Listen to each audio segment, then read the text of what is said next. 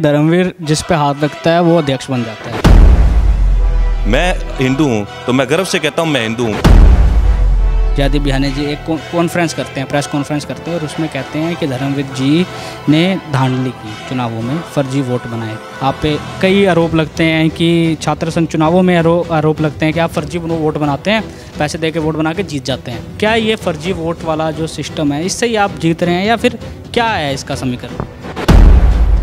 कपड़े में रखना अम्बेडकर जी की मूर्ति को, क्या ये अम्बेडकर जी की बेअदबी नहीं है? कांग्रेस भी खाली हो चुकी है, आम आदमी पार्टी तो कुछ कर ही नहीं रही है। तो रोज़ पेपर लीक हो रहे हैं, सरेआम शराबें बिक रही हैं, जुए सट्टे भी हो रहे हैं, कोई लॉ एंड ऑर्डर नाम की चीज़ नहीं है। गंगानगर शहर और पूरे राजस्थान में देख लो, अपराध दिन ब दिन बढ़ते जा रहे हैं। तो बिल्कुल फेर सरकार है ये। 4-4.5 साल हो गए इस सरकार को, इन्होंने कोई भी काम नहीं किया, कोई विकास का काम नहीं किया, कोई छात्र हितों में काम नहीं किया, व्यापारी हितों में काम नहीं किया। इन्होंने सिर्फ और सिर्फ 4 साल अपनी कुर्सी बचाने की लड़ाई लड़ी। आपको कोई मार दे, कोई छीना चपटी कर ले, कोई कार्रवाई नहीं कर रहा, सबने अपने आंखें बंद कर रखी हैं। शहर की जनता पिस रही है, शहर में कोई विकास कार्य नहीं हो रहा है, सिर्फ और सिर्फ अपने आप को अच्छा दिखाने के लिए शहर में राजनीति हो रही है, ना कि लोगों का भला करने के लिए। कि बीजेपी संप्रदाय की राजनीति करती है, हिंदू मुसलमान के नाम पे वोट बांटती है। क्या आपको लगता है कि राजस्थान में वैसे संप्रदाय की राजनीति होती है? क्या मोदी हिंदू मुसलमान करके वोट बांटता है?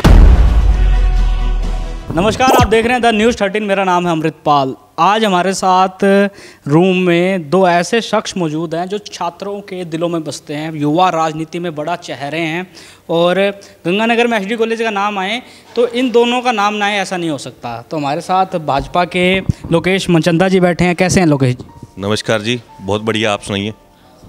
सर, धर्मवीर डुडेजा जी, जिन एचडी कॉलेज का नाम आ जाए तो इनका नाम सबसे पहले आता है। धर्मवीर जी, क्या हाल है? बढ़िया अमृत जी, आप बताएं। बस बढ़िया। सबसे पहले तो बधाई देना चाहता हूँ धर्मवीर जी को, इनके घर में लक्ष्मी हुई है, बेटी पैदा हुई है। कैसा लग रहा है? अभी छात्र राजनीति से लेके अब आप बाप बन चुके हैं, कैसी फीलिंग है ये एक अलग फीलिंग है। ये राजनीति अलग मुद्दा है, एक ये जो फीलिंग है ये बहुत ही गुड है। पहले जैसे मैंने घर पे जाते थे तो बाहर राजनीति में ज़्यादा ध्यान रहता था, अब घर जाते हैं तो बच्चे में ध्यान रहता है, अब बाहर घूमते हैं तो भी बच्चे में ज़्यादा ध्यान रहता है। ये एक अलग फीलिंग है, इसका एक अलग मज़ा है। दोनों ही एचडी कॉलेज के बहुत दिग्गज नेता रहे हुए हैं, छात्र नेता रहे हुए हैं। लोकेश मनचंदा जी तो अभी उपसभापति भी है और धर्मवीर डुडेजा जी व्यापार मंडल के अभी अध्यक्ष बन चुके हैं। सबसे बड़ी बात लोकेश जी पे सवाल करते हैं। लोकेश जी, आप उपसभापति बने हैं बीजेपी से, पहले आपने दलीय चुनाव लड़ा था, बाद में बीजेपी। अभी कांग्रेस की सरकार है, क्या कांग्रेस सही से काम करवा रही है राजस्थान में? क्या जो अशोक गहलोत दावा कर रहे थे हिमाचल जाके कि हम राजस्थान मॉडल लागू कर देंगे, क्या है राजस्थान मॉडल? क्या ज़मीनी स्तर पर राजस्थान मॉडल लागू हो रहा है? आपके सामने जी राजस्थान मॉडल क्या है। स्टूडेंट्स की बात ले तो रोज़ पेपर लीक हो रहे हैं, सरेआम शराबें बिक रही हैं, जुए सट्टे भी हो रहे हैं, कोई लॉ एंड ऑर्डर नाम की चीज़ नहीं है। गंगानगर शहर और पूरे राजस्थान में देख लो, अपराध दिन ब दिन बढ़ते जा रहे हैं। तो बिल्कुल फेर सरकार है ये। 4-4.5 साल हो गए इस सरकार को, इन्होंने कोई भी काम नहीं किया, कोई विकास का काम नहीं किया, कोई छात्र हितों में काम नहीं किया, व्यापारी हितों में काम नहीं किया। इन्होंने सिर्फ और सिर्फ 4 साल अपनी कुर्सी बचाने की लड़ाई लड़ी। पूरे जब कोविड का टाइम था, जब इन नेताओं की लोगों को ज़रूरत थी, उस वक्त ये होटलों में कैद थे अपनी सरकार बचाने में, अपनी लड़ाई लड़ने में। पूरे 4 साल बिल्कुल फेल सरकार रही है और आने वाला टाइम पूर्ण रूप से भाजपा का है। भाजपा ही आएगी 2023 में, क्योंकि आप भाजपा के सभापति उपसभापति हैं। नगर पालिका की बात आए, अभी चांडक जी सभापति हैं। क्या चांडक जी के नेतृत्व में जो नगर परिषद है सही ढंग से काम कर रही है? क्या चांडक जी सही ढंग से शहर को चला रहे हैं? क्योंकि अभी वो एमएलए की, कांग्रेस की दावेदारी ठोक रहे हैं कि हमें एमएलए की टिकट दे दीजिए। क्या नगर परिषद में सही काम हुआ है? नहीं हुआ जी, आपके सामने ही है। पिछले 3-3.5 साल हो गए बोर्ड बने को, आज तक शहर की सड़कें नालियों का आप हाल देख लो। स्ट्रीट लाइटें हैं, कोई जग नहीं रही, कोई सफाई व्यवस्था नाम की चीज़ नहीं है शहर के अंदर। अतिक्रमण बढ़ते जा रहे हैं, दिनों दिन कब्जे हो रहे हैं। तो शहर का बहुत बुरा हाल है, कोई इनका कंट्रोल नहीं है प्रशासन के ऊपर, कोई पट्टे नहीं बन रहे, ना मंत्रण नहीं हो रहे, सरेआम भ्रष्टाचार फैल रहा है। और तो और इतना बुरा हाल है नगर परिषद का कि एक मृत्यु प्रमाण पत्र को भी कोई लेने जाए तो उसमें भी वो 100-200 रिश्वत ले लेते हैं। तो आपके सामने ही है। जैसे कि आपने देखा, नगर परिषद की तो सिचुएशन बता दी है। अब हाल ही में अशोक चांडक जी लाइव भी आते हैं और अपना काम गिनवाते हैं, पर उन पे आरोप लगते आ रहे हैं कि वो करप्शन के आरोप लगातार लगते आ रहे हैं। अजय दावड़ा जी भी पूर्व पार्षद है, वो आरोप लगाते हैं कि नगर परिषद में बहुत बड़ा करप्शन चल रहा है। अभी धर्मवीर जुडेजा जी के तो अभी किसी पार्टी से जुड़े नहीं हैं, पर सर मैं आपसे ये सवाल पूछना चाहता हूँ कि आपको कौन सी पार्टी अच्छी लगती है? क्या लगता है कि भाई ये पार्टी देश में सही काम कर रही है? मुझे बीजेपी की विचारधारा पसंद है। मुझे लग रहा है बीजेपी अच्छा काम कर रही है और बीजेपी आएगी तो और अच्छे से डेवलप होगा। कांग्रेस का राज तो अपने देखा ही है, तो ये बस एक इन्होंने आपसी लड़ाई में ही निकाल दिया कांग्रेस ने, चाहे अपने ऊपर लेवल पे देखें चाहे नीचे लेवल पे देखें। इनके जो दो गुट हैं वो ऊपर भी हैं और नीचे भी हैं, ये आपसी लड़ाई में जनता का नुकसान कर रहे हैं।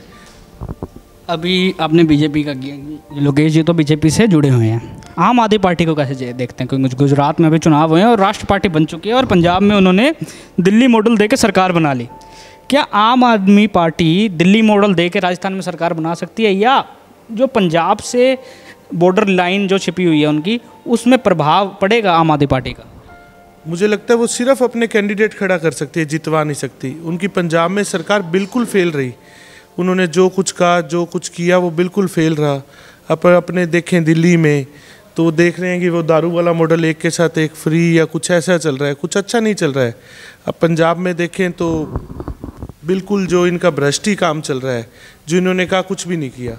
तो मेरे को लगता है बीजेपी आने वाले टाइम में अपने देखें जो कांग्रेस के भी कैंडिडेट्स थे या कांग्रेस के भी बड़े नेता थे, थोड़े दिन पहले मनप्रीत बादल हो गए, जाखड़ साहब हो गए, ये अपने पटियाला से कैप्टन साहब हो गए, ये सब बीजेपी की ओर ही आ गए। इन्होंने देखा कि डेवलपमेंट अब बीजेपी में ही है, कांग्रेस भी खाली हो चुकी है, आम आदमी पार्टी तो कुछ कर ही नहीं रही है। उन्होंने अनएक्सपीरियंस बंदों को सिर्फ एक लहर के साथ आम आदमी पार्टी ने अपने बंदे जितवा लिए। उधर कोई एक्सपीरियंस्ड बंदा एमएलए नहीं बना जो शहर का डेवलप कर सके या कुछ कर सके। जी का कहना है कि पंजाब मॉडल फेल हो चुका है, आपका यही कहना है कि पंजाब मॉडल में जो आम आदमी पार्टी की सरकार रही है वो सही नहीं चला रही है और राजस्थान में नहीं आ सकती। सबसे पहले आपसे एक व्यक्तिगत सवाल पूछना चाहता हूँ, आप दोनों मिले कैसे? कब आपकी मुलाकात हुई? किसने मिलाया? और कैसे आप, मतलब किसकी गाइडेंस? जैसे धर्मवीर जी कह रहे हैं कि आप फर्स्ट ईयर में थे जब प्रेसिडेंट बने, तो ये क्या समीकरण बैठा कि राजनीति में आना है, कैसा है? देखिए जी, हम एसटी कॉलेज में आए नए नए, तो हम यहाँ का माहौल देखा और सब हमारा भी मन करा कि हम यहाँ जो छात्रों को दबाया जा रहा था, जो उनकी आवाज़ दबाई जा रही थी, तो हमारा भी मन करा कि नहीं, हम अध्यक्ष बने और इनका नेतृत्व करें। तो हमने देखा कि यहाँ धर्मवीर जी का बहुत अच्छा ग्रुप है, हम इनसे मिले, हम इनके जो इन्होंने पहले काम किए हुए, इनका कार्यकाल रहा, चाहे इनके बाकी साथियों का कार्यकाल रहा, हम उससे प्रभावित हुए। तो हमने मन बनाया कि हम इस ग्रुप से जुड़े और इस ग्रुप के साथ मिलकर चुनाव लड़े। हम इस ग्रुप से मिले 2016 में, हमने साथ मिलकर चुनाव लड़ा और आज तक साथ है और आगे भी साथ रहेंगे। धर्मवीर जी, आपका ग्रुप बना, ठीक है, ये ग्रुप की स्टार्टिंग कहाँ से हुई? कब बनने लगा? कब आप राजनीति में आए? जब आप राजनीति में आए थे तब एसडी कॉलेज की छात्र संघ राजनीति दिखती कैसे थी? कौन होते थे? कौन से गुट चुनाव लड़ते थे? कौन जीतता था? क्योंकि ये आप बहुत पुरानी बात है, उसके बाद तो लगातार सामने रहे ही हैं, 4 प्रेसिडेंट 5 प्रेसिडेंट, उसके बाद अब चल रहा है। कैसे चालू हुई छात्र संघ राजनीति एसडी कॉलेज में? मैंने 2010 में बीकॉम में एडमिशन लिया, वो मेरा फर्स्ट ईयर था। उस टाइम ही कॉलेज में इलेक्शन स्टार्ट हुए थे आफ्टर 15 ईयर्स।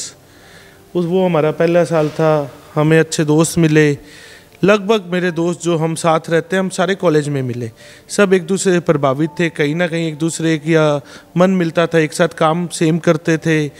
या जैसे लोकेश जी मिले, मैं मिला, हमारी क्या सोच विचारधारा एक थी, तो हम मिलके काम करने लगे, तब से हम अच्छे दोस्त हैं। पहले कौन से गुट होते थे? कौन से नेता होते थे? छात्र संघ नेता कौन कौन होते थे? कौन अध्यक्ष था आपके टाइम पे? उसके बाद कौन बना? कौन वाइस प्रेसिडेंट बना? कैसे छात्र संघ राजनीति बदली है एसडी कॉलेज? जैसे मैं बता रहा हूँ तो 2009 तक तो इलेक्शंस ही नहीं हुए। 2010 में एक मेरे से सीनियर थे, मेरे पड़ोसी थे गौतम फुटेला जी, वो वाइस प्रेसिडेंट का चुनाव लड़े, वो हमारा पहला साल था, हम वो इलेक्शन जीते। फिर मेरे बड़े भाई हैं वासु जसूजा जी, वो इलेक्शन लड़े, वो जीते। फिर एक इलेक्शन हम हारे, मेरा साथी था अजय सारन, मेरा भाई भी है, दोस्त भी है, वो गौरव शर्मा जी जीते। गौरव जी भी हमारे अच्छे दोस्त हैं। फिर मैं लड़ा, लविश गुप्ता जी लड़े, लविश गुप्ता खुद एक्टिव थे, कौशल इतना एक्टिव था कि वो निर्विरोध बन गया, उसमें खुद में इतनी काबिलियत थी। हर्षदीप था, हर्षदीप 5-7 साल से मेहनत कर रहा था, बल्कि वो हमें मोटिवेट करता था कैसे इलेक्शन लड़ना है। लोकेश जी चुनाव लड़े, लोकेश जी इतने काबिल थे कि ये 1 साल कॉलेज के चुनाव जीते, अगले साल अपने दम पे व्यापार मंडल के चुनाव जीते, अगले साल पार्षद के चुनाव जीते। तो इनकी खुद की लोगों को जैसे अच्छा प्रभावित करना, लोगों पे गुड इम्प्रेशन छोड़ना, काम कैसे करना, खुद इन्होंने खुद अपनी मेहनत। क्योंकि आप पे लोग कहते हैं धर्मवीर जिस पे हाथ रखता है वो अध्यक्ष बन जाता है, कि अगर छात्र राजनीति में आना है सबसे पहले धर्मवीर जी के पास जाओ, या आपका जो निकनेम है भांडा के पास चल जाओ, वो आप पे हाथ रखेगा, वो जिस पे हाथ रखता है वो बन जाता है। क्या है ये चीज़ छात्र राजनीति में? जैसे अभी आपके विरोधी भी कहते हैं कि ये क्या चीज़ है, और अगर ऐसा है तो ये दबदबा आपने कैसे बनाया है, कैसे लोगों के छात्रों के दिलों में कैसे राज किया? क्योंकि अब कोई नहीं कर पा रहा, लगातार दल बदलते जा रहे हैं, कभी कोई प्रेसिडेंट बन रहा है, कभी किसी दल का प्रेसिडेंट बन रहा है। ऐसा कुछ भी नहीं होता जी, सब अपनी काबिलियत से आगे आते हैं। खुद में काबिलियत नहीं होगी तो कोई किसी को नहीं जिता पाता। जो जीता है वो अपने दम पे जीता है। किसी का सपोर्ट 10 पैसे हो सकता है, 20 पैसे हो सकता है। आप 1 साल कॉलेज में इलेक्शन जीत सकते हो, अगर आप वो काम नहीं करोगे तो अगले साल आपको कोई इलेक्शन नहीं जीतेगा। हमने टीम वर्क में काम किया, ये खुद ही अपनी मेहनत से। जैसे मैं इलेक्शन लड़ा तो मेरे टाइम लविश ने वोट मांगे, तो उसकी खुद की वहाँ पे सबसे जान पहचान होगी तो वो इलेक्शन लड़ लिया। लोकेश चुनाव जीता तो लोकेश के चुनाव में सारी हर्षदीप ने मेहनत की, लोकेश ने की, तो हर्षदीप का अपने आप ग्राफ बन गया। तो कोई किसी को नहीं जितवाता, सब अपनी काबिलियत से आगे आते हैं। लोकेश जी, आप शहर के सभापति हैं। अभी एक मसला चल रहा है अम्बेडकर चौक वाला। अम्बेडकर चौक में कुछ शरारती तत्वों ने अम्बेडकर जी की उंगली तोड़ के चल गए थे।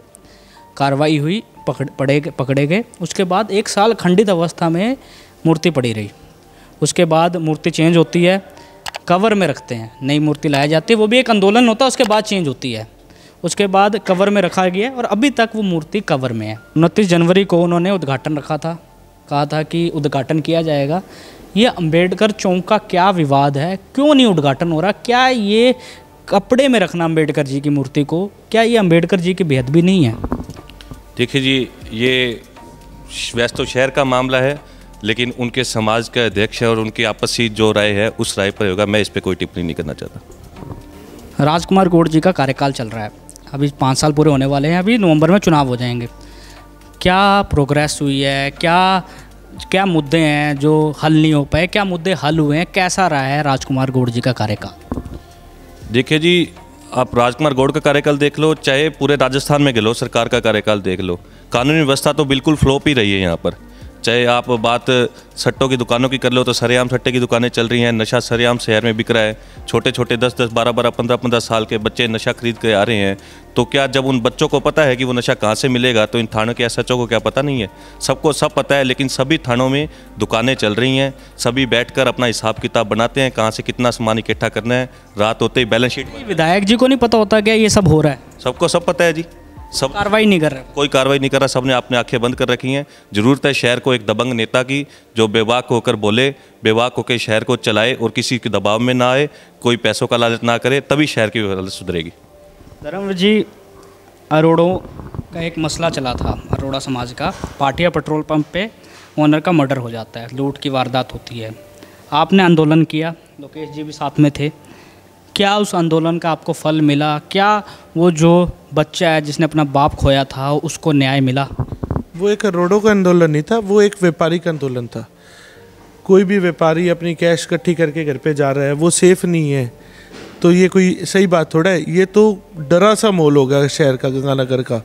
आप कैश ले जा नहीं सकते, आप रात को निकल नहीं सकते, आपको कोई मार दे, कोई छीना झपटी। शहर वो होना चाहिए, आप रात को निकलो, सुबह निकलो, आप सेफ हो। ये आंदोलन में हम असंतुष्ट हैं जी। हमने तो चलो एक प्रोटेस्ट किया, पर उस प्रोटेस्ट का फ़ायदा क्या? उसके बाद भी बहुत सारी गंगानगर में अपने देखे तो घटनाएं हो गई जी। एक जाने को पुरानी बादी जला दिया गया, आज एक नेतेवाली में मर्डर हो गया, एक तीनी में मर्डर हो गया। तो अपने इस घटनाएं उसकी घटना के बाद रुकी थोड़ा है जी, रोज़ बढ़ रही हैं। लोकेश जी ने कहा नशा एक सबसे बड़ी समस्या है, नशा पे कंट्रोल नहीं है। और नशा, मेरे हिसाब से नशा और क्राइम इंटरलिंक्ड है, कि अगर नशा कर रहा है इंसान तो वो क्राइम भी कर सकता है क्योंकि नशे में है। सर, कांग्रेस सरकार में 2 गुट बने हुए हैं राजस्थान में, अशोक गहलोत का, सचिन पायलट का। ऐसे ही जिलों में 2 ग्रुप बने हुए हैं, अशोक गहलोत का, सचिन पायलट का। अभी हमारे शहर में भी 2 गुट बने हुए हैं, अशोक चांडक जी का, राजकुमार गौड़ जी का। क्या ये 2 गुटों की राजनीति में ही फंस गया है गंगानगर? क्या इससे गंगानगर की प्रोग्रेस, विकास रुक रहा है? क्या अगर ये राजनीति अगर ऐसे हो रही है, क्या ये शहर के लिए सही है? सही कहा है जी, आपको पूरा सामने ही है। पूरे राजस्थान में और शहर में बुरा हाल है। इस आपसी लड़ाई में लेकर, एक दूसरे को नीचर दिखाने को लेकर कोई काम नहीं होने दे रहे। शहर की जनता पिस रही है, शहर में कोई विकास कार्य नहीं हो रहा है, सिर्फ और सिर्फ अपने आप को अच्छा दिखाने के लिए शहर में राजनीति हो रही है, ना कि लोगों का भला करने के लिए। अभी राजकुमार गौड़ जी भी कांग्रेस से दावेदारी ठोक रहे हैं, इधर से गौड़ साहब भी कह रहे हैं कि हमें कांग्रेस की, चांडक साहब भी कह रहे हैं कि हमें मिले टिकट। अभी अपन आते हैं बीजेपी पे। बीजेपी में भी दो गुट हैं, एक वसुंधरा राजे जी का गुट है और एक सतीश पूनिया जी का गुट है। क्या ये जिला स्तर पे हो रहा है ऐसा कुछ कि दो गुटों में बट गए हैं? क्या ये जो कांग्रेस में आपको सचिन पायलट और अशोक गहलोत का चल रहा है, ये बीजेपी में भी चल रहा है क्या? नहीं, बीजेपी में ऐसा कुछ नहीं है। संगठन एक है और इस बार जो चुनाव होगा वो क्लियर कट है कि नरेंद्र मोदी जी के चेहरे पर होगा। तो कोई ऐसी कोई गुटबाजी वाली बात नहीं है। पूरा संगठन एक है, पूरी भाजपा एक है। सर, आपको सही लगता है कि नरेंद्र मोदी के चेहरे पे सरकारें बन रही हैं राज्यों में? कोई राज्यों का मुख्य लीडर नहीं आ रहा, जैसे गुजरात में अभी नरेंद्र मोदी जी के चेहरे पे सरकार बन रही है। क्या राजस्थान के पास ऐसा नेता नहीं है जो अपना चेहरा दिखा के सरकार बना ले, जैसे अशोक गहलोत ने अपना चेहरा दे के सरकार बनाई? क्या ऐसा कोई भाजपा का नेता है जो अपना चेहरा दे के अशोक गहलोत या सचिन पायलट के टक्कर में आ जाए? देखो जी, चेहरे ही चेहरे हैं जी, कोई दिक्कत नहीं। अगर आप मैंने वोट करना है तो मैं नरेंद्र मोदी जी को वोट नहीं करने जाऊंगा, मैं डायरेक्ट सीएम को वोट नहीं करने चाहूँगा, मैं अपने विधानसभा में अपने विधायक को वोट करूंगा।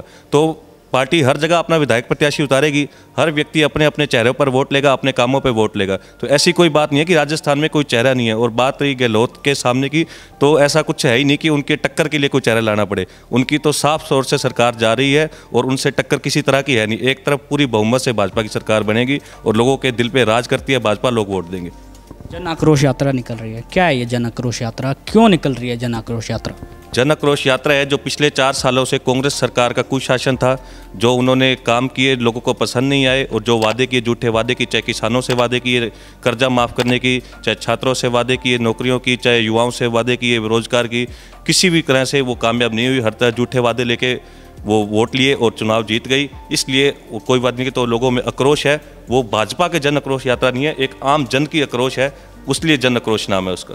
आप बीजेपी से जुड़े हैं तो आपसे ये सवाल करना बनता है कि देश में ऐसा माहौल है कि बीजेपी सांप्रदायिक की राजनीति करती है, हिंदू मुसलमान के नाम पे वोट बांटती है। क्या आपको लगता है कि राजस्थान में भी ऐसे सांप्रदायिक की राजनीति होती है? क्या मोदी हिंदू मुसलमान करके वोट बांटता है? क्योंकि अभी मुख्य समस्याएं देश में है बेरोजगारी, महंगाई। क्या ये मुख्य समस्या देश में नहीं हल पाई? क्या पता ये समस्या राजस्थान में भी आ जाए? ऐसी कोई समस्या नहीं है जी। नरेंद्र भाजपा जो वोट मांगती है, हमारे माननीय प्रधानमंत्री नरेंद्र मोदी जो वोट मांगते हैं, वो हिंदुत्व के नाम पे वोट जरूर मांगते हैं। वो हिंदू मुसलमान को अलग अलग नहीं करते। मैं हिंदू हूँ तो मैं गर्व से कहता हूँ मैं हिंदू हूँ, मेरा धर्म सबसे अच्छा है। मैं किसी धर्म को बुरा भला नहीं कह रहा, मैं किसी धर्म को नीचा नहीं कह रहा। हाँ, ये गर्व से कहता हूँ कि मेरा धर्म सर्वश्रेष्ठ है, सबसे ऊपर है। लोकेश जी ने बताया कि वो हिंदुत्व की विचारधारा से प्रभावित है और उनसे ही बीजेपी को वोट आते हैं, और इसमें कोई बुराई भी नहीं है, सबकी अलग अलग विचारधाराएं होती है। सर, व्यापार मंडल के चुनाव हुए, धर्मवीर जी जयदीप बिहाने जी एक कॉन्फ्रेंस करते हैं, प्रेस कॉन्फ्रेंस करते हैं, और उसमें कहते हैं कि धर्मवीर जी ने धांधली की, चुनावों में फर्जी वोट बनाए। आप पे कई आरोप लगते हैं कि छात्र संघ चुनावों में आरोप लगते हैं कि आप फर्जी वोट बनाते हैं, पैसे दे के वोट बना के जीत जाते हैं। क्या ये फर्जी वोट वाला जो सिस्टम है, इससे ही आप जीत रहे हैं या फिर क्या है इसका समीकरण? मैं किसी का नाम नहीं लूँगा, पर मैं ये सोचूंगा कि मेरे पास पैसे उनसे ज़्यादा हैं कि जिन लोगों का आप नाम ले रहे हो, कि मैं उनसे ज़्यादा पैसे खर्च कर सकता हूँ क्या? ऐसा कुछ भी नहीं होता, कोई पैसे दे के कोई वोट नहीं बनते। बस ये है कि जो आप अपनी चुनाव की तैयारी करते हो, जो बंदा अपनी तैयारी कर रहा है वो अच्छे से करता है, वो अपने जानकारों के वोट अच्छे से बना लेता है। जो एकदम से वोटों में आता है उसकी तैयारी जीरो होती है, वो अपने वोट पूरे नहीं बना पाता। जैसे मान लीजिए कि लोकेश जी हैं, ये धारमंडी के सदस्य हैं, मैं पार्टिसिपेट कर रहा हूँ तो ये अपना वोट बना लेंगे। अगर मैं पार्टिसिपेट नहीं कर रहा तो ये अपना वोट नहीं बनाएंगे। बस मैंने ये किया कि मेरे सभी जानकारों के वोट बन गए जो मंडी में काम करते हैं, और उन जो मेरे खिलाफ थे उन्होंने एकदम से पार्टिसिपेट किया इलेक्शन में, तो वो अपना काम पूरा नहीं कर पाए इलेक्शंस वाला। जयदीप बिहानी जी कह रहे हैं कि मेरा वोट कोई और डाल गया। नहीं, जयदीप जी का वोट खुद जयदीप जी ने डाला है। एक्चुअली एक फर्म थी बालचंद ओम प्रकाश या बालचंद नाम से, उनके ओनर बाहर रहते हैं। तो कोई यहाँ पे हमारे क्या है, किसी को भी आप वोट की पावर दे सकते हो। जैसे आपकी फर्म है तो आप पावर दे सकते हो। हाँ जी, तो उन्होंने वो पावर मुझे दे दी थी, और उसमें एक पावर मेरी थी और एक जयदीप जी की डली हुई थी, एक जाने की। जो पहले के उसने वो वोट डाल दिया। तो हम वैसे किसी के खिलाफ नहीं है। कल कोई मंडी का शहर का मसला था, उसमें मैंने और जयदीप जी ने मिलके कहीं प्रोटेस्ट किया है। अब हम अच्छे से बात भी करते हैं। कोई मुद्दा मंडी का आया, कुछ उनको अच्छा नहीं लगा, कुछ मुझे नहीं लगा, तो हम आमने सामने हो गए। कोई फर्जी वोट या पैसे, राजनीतिक मसले हैं आपका पर्सनल उनके साथ अच्छा। हाँ, मान लीजिए वो कोई कह रहा है कि इन्होंने 50 वोट फर्जी बना लिए। आप देखो 1150 में से 1050 वोट मुझे मिले हैं, तो पूरी मंडी का मेरे साथ था तो ही मिले हैं। कई बारी बनने के बाद आपस में कुछ मतभेद हो जाते हैं, वो हमारे में हुए होंगे। तो बाकी हमारे मंडी का मसला है, हम अंदर बैठ के सुलझा लेंगे। धर्मवीर जी, आपके विपक्ष में भी बहुत लोग हैं, क्यों ऐसा हो रहा है कि आपका जो एक ग्रुप था किसी टाइम पे अलग अलग क्यों हो गया? क्यों आपके विपक्ष में आ गए लोग, क्यों आपके पक्ष में आ गए? ऐसा क्यों हो रहा है? कब ये आपको लग रहा था, आपको कब लगने लगा कि ग्रुप बंटने लग गया? नहीं, जो हमारा ग्रुप था, हमारे साथी हैं, वो तो हमारे साथी हैं। और आपका विपक्ष बनेगा, मेरा या हमारी टीम का, जब हम पार्ट करते हैं किसी इलेक्शन में तो हम 100% देते हैं, तो सामने वाला भी हमारा विरोधी बनेगा। शहर में कोई भी इलेक्शन है, जैसे हम सब एक्टिव रोल प्ले करते हैं। ऑपोजिशन अपने आप नेचुरली, हाँ, जैसे मंडी में मैं पार्टिसिपेट कर रहा हूँ और रोडवंश में हम सारे पार्टिसिपेट कर रहे हैं, मेरे साथी हैं ये पार्षद का पार्टिसिपेट कर रहे हैं, तो हम एक दूसरे की हेल्प करते हैं ना, तो एक विपक्ष अपने आप बनेगा। विपक्ष होना भी ज़रूरी है। अगर विपक्ष नहीं होगा तो आप एक्टिव नहीं रहोगे, आपको आपकी कमियों का या आपकी एक्टिवनेस का नहीं पता लगेगा। तो इनका कहना है कि विपक्ष होना ज़रूरी है और विपक्ष ही आपको आपकी कमियां बताता है। लोकेश जी, अब अगर आप नगर परिषद में हैं, ट्रैफिक की समस्या अभी अपने शहर में सबसे ज़्यादा है और अतिक्रमण भी एक समस्याओं में से आता है कि उसकी इंटरलिंक्ड है कि क्योंकि अतिक्रमण हो रहा है तो ट्रैफिक हो रहा है। क्या नगर परिषद इसके ऊपर कोई काम कर रही है? क्या ये ट्रैफिक की समस्या, अतिक्रमण की समस्या सुलझ सकती है क्या कभी गंगानगर? देखो जी, सुलझ तो क्यों नहीं सकती, अगर हम दिल से कुछ काम करना चाहें तो क्यों नहीं हो सकता। श्री गंगानगर शहर के जो वासी हैं, जो लोग हैं, बड़ी अच्छे विचारधारा के हैं, बड़े सहयोग करने वाले हैं। अगर उनसे प्यार से कुछ भी काम कहें, हम यहाँ के व्यापारी हैं, वो उनको भी प्यार से कुछ भी कहें तो अपना सहयोग भी देते हैं, बात भी मानते हैं और भी मदद भी करते हैं आपके काम में। लेकिन यहाँ समस्या क्या आ रही है, नगर परिषद ये काम कर सकती है, लेकिन नगर परिषद में पिछले कई टाइम से कोई स्थायी आयुक्त ही नहीं है। नगर परिषद में जब काम करने वाला कोई मुख्य ही नहीं होगा तो नगर परिषद क्या काम करेगी? चेयरमैन नहीं काम कर, चेयरमैन काम करे, लेकिन जो काम मशीनरी का है वो तो मशीनरी करेगी ना। नगर परिषद में दो तरह के, एक मशीनरी जो है आयुक्त से नीचे और हेल्थ ऑफिसर और सफाई कर्मचारी, जब वहाँ उनका मुख्य ही नहीं है तो क्या करेंगे। रही बात कब्जों की, सरेआम कब्जे उसके बाद और होते जा रहे हैं, उनको कोई बोलने वाला नहीं, देखने वाला नहीं। पुलिस की बराबर की जिम्मेदारी बनती है ट्रैफिक व्यवस्था सही कराए, लेकिन पुलिस सिर्फ और सिर्फ चालान काटने में व्यस्त है। पुलिस को एक ध्यान ही नहीं दे रही इस तरफ। सिर्फ 1-2 दिन का मात्र अभियान चलाया, फोटोएं खिंचाई, उसके बाद फिर मस्त।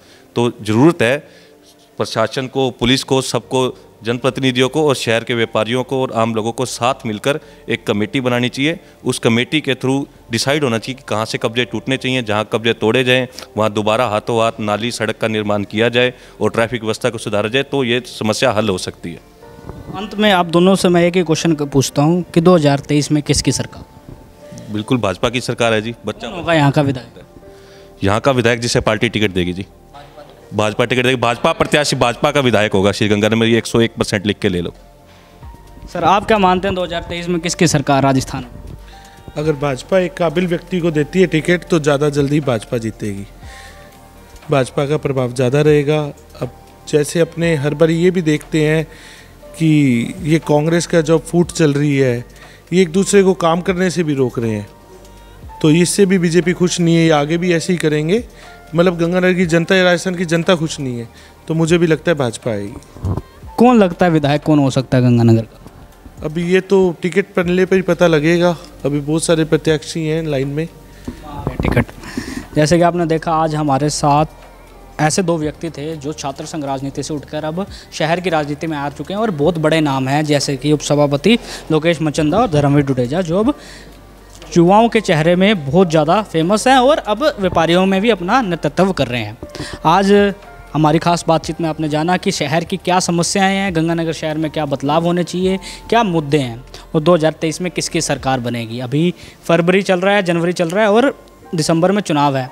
अब देखते हैं कौन राजस्थान में अपनी सरकार बनाते हैं। ऐसे ही तमाम वीडियो के लिए बने रहिए द न्यूज़ 13 पर। अगर आप अपने किसी भी अच्छे नेता का इंटरव्यू दिलवाना चाहते हैं तो प्लीज़ कमेंट डाउन कीजिए। धन्यवाद।